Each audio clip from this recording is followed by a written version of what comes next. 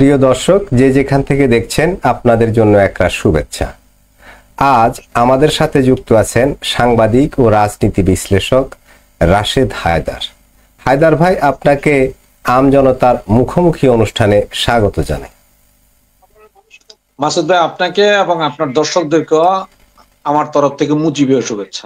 জি হায়দার ভাই, আজকে একটা নতুন টপিক নিয়ে আলোচনা করব। সেটা হচ্ছে বঙ্গবন্ধু ও চার নেতা সহ 400 মুক্তিযোদ্ধার স্বীকৃতি বাতিল, এই ধরনের একটা প্রজ্ঞাপন সরকারের পক্ষ থেকে দেয়া হয়েছে।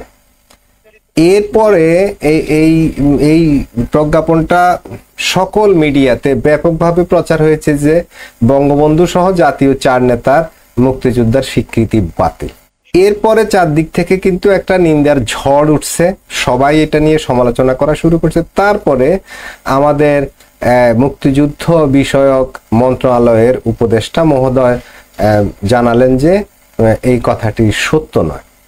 আর এখন আবার অনেকগুলো স্ক্রিনশট সোশ্যাল মিডিয়া এবং বিভিন্ন মিডিয়ার মাধ্যমে এখন অলরেডি সবার হাতে হাতে পৌঁছে গেছে যে সেখানেও বেশ কিছু গরমিল দেখা যায়। অর্থাৎ ওনাদের বক্তব্য আর যেটা প্রকাশিত হয়েছে তার মধ্যে বেশ কিছু তফাৎ রয়ে গেছে।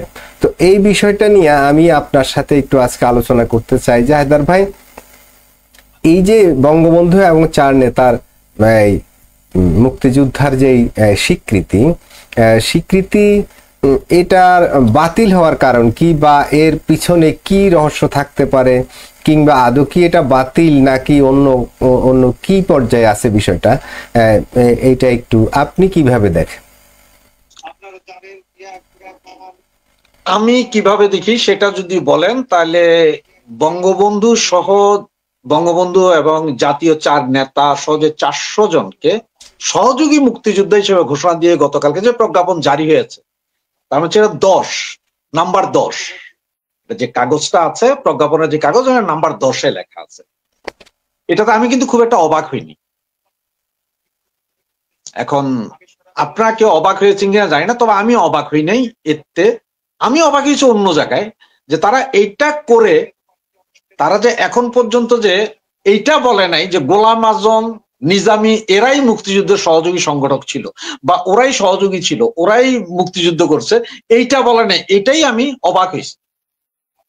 তার কারণ হচ্ছে, দেখেন 5ই আগস্টের পরে এই সরকার আসার পরে তারা প্রথম বলে যে সেকেন্ড রিপাবলিক করব, সংবিধান ছিঁড়ে ফেলে দিব, এই করব সেই করব, কিন্তু সংবিধানের আওতায় তারা শপথ গ্রহণ করেছে। মাস্টারমাইন্ড মাহফুজ, সে শপথ গ্রহণের পরপরই বলছে যে ছবি ছুঁড়ে ফেলে দাও, বঙ্গভবনে ছবি থাকতে পারবে না, কোনো জায়গায় ছবি থাকবে না। হয়ারাজ আমাদের এই যে হাইকোর্ট, জজ কোর্ট, সুপ্রিম কোর্ট আছে, তারাই কিন্তু আমাদের সংবিধান রক্ষার দায়িত্বে তারা আছে।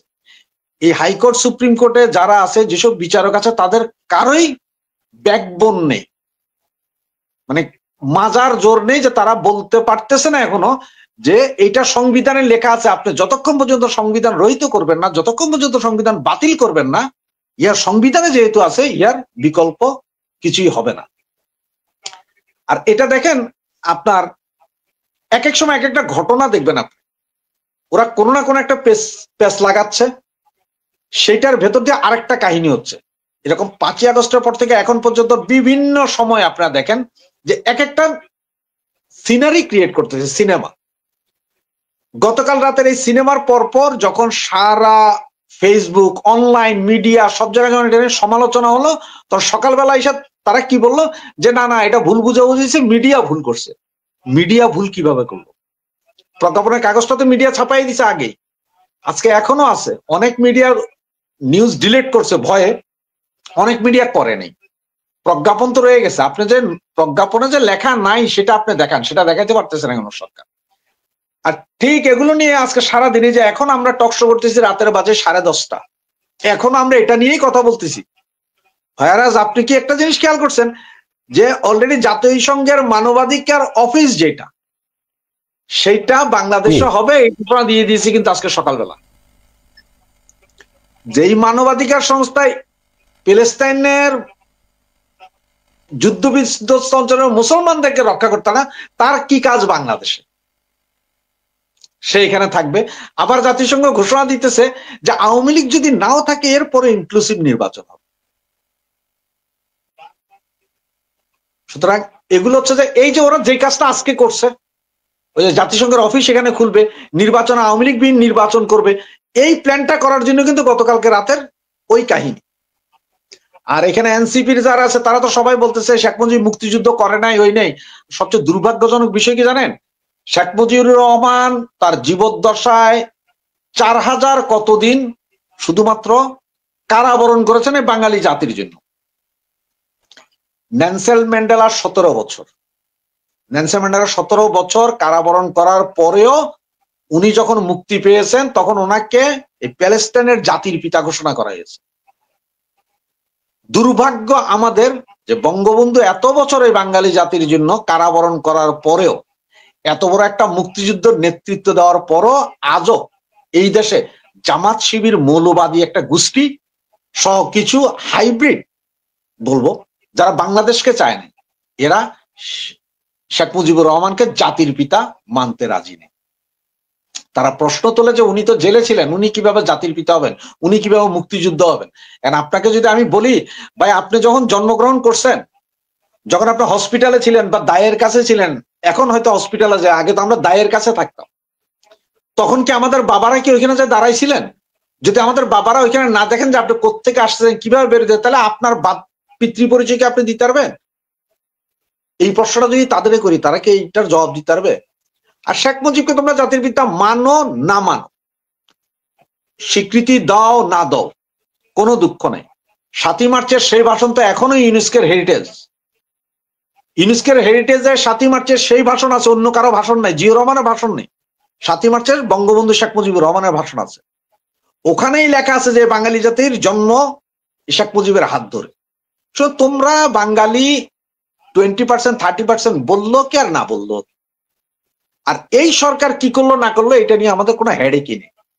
আমি না শুধু, আমি মনে করি যে কোন আওয়ামী লীগ বা মুক্তিযুদ্ধে বিশ্বাস করে এদের কারোই হেডেক নেই। এখন তারা যেটা বলতেছে, দেখেন মুক্তিযুদ্ধ হয়েছিল কিন্তু সমাজতন্ত্র, তারপরে 4টা মূলনীতির উপরে, ধর্ম নিরপেক্ষতা, এগুলো নিয়ে। এখন ওনারা নাকি এটা খুঁজা পান না, গণতন্ত্র, সমাজতন্ত্র, ধর্ম নিরপেক্ষতা এগুলো নিয়ে এখন ওনারা নাকি এটা খুঁজে পান না। তো মুক্তিযুদ্ধ কি ইসলামিক আইনে হয়েছিল? পাকিস্তান যুদ্ধ করছে ইসলামিক আইন না, বাংলাদেশ কিন্তু ইসলামিক আইনে হয় না। বাংলাদেশ কিন্তু ধর্মনিরপেক্ষ রাষ্ট্র হিসেবে যুদ্ধটা করছে, যার কারণে আপনি দেখেন 636 জন বা প্লাস মাইনাস, সঠিক সংখ্যাটা মনে নাই, বীর উত্তম, বীর প্রতীক, বীর বিক্রম, যতগুলো খেতাব আছে, কোনো মোল্লার নাম পাবেন? কোনো মোল্লা নাই, কোনো মৌলবীর নাম নাই, কারণ ওরা তো সব রাজাকার ছিল। এই রাজাকারদের কাছ থেকে আমরা এর চেয়ে ভালো কি আশা করতে পারি? তো এটা নিয়ে কোনো দুঃখ নাই, কারো দুঃখ করারও প্রয়োজন নেই।